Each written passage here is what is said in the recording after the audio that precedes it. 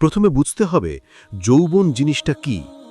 যৌবন হলো শক্তির সময়, যৌবন হলো সাহসের সময়, যৌবন হলো আকাঙ্ক্ষার সময়। এই সময়টা এমন একটা সময় যখন মানুষের রক্ত গরম থাকে। দুনিয়ার সব রং, সব আকর্ষণ এই সময় মানুষকে সবচেয়ে বেশি টানে। রাসূলুল্লাহ সাল্লাল্লাহু আলাইহি ওয়াসাল্লাম বলেছেন, কিয়ামতের দিন আল্লাহ ৭ শ্রেণীর মানুষকে তার আরশের নিচে ছায়া দেবেন, যেদিন তার ছায়া ছাড়া আর কোনো ছায়া থাকবে না। তার মধ্যে এক শ্রেণী হল এমন যুবক যে তার যৌবনকাল আল্লাহর ইবাদতে কাটিয়েছে। সহিহ বুখারী। কেন কেন একজন বৃদ্ধের কথা বলা হলো না?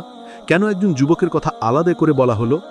কারণ একজন বৃদ্ধ যখন ইবাদত করেন, তার দুনিয়ার প্রতি আকর্ষণ কমে যায়, তার পাপ করার শক্তি কমে যায়, তার জন্য ইবাদত করাটা তুলনামূলকভাবে সহজ হয়।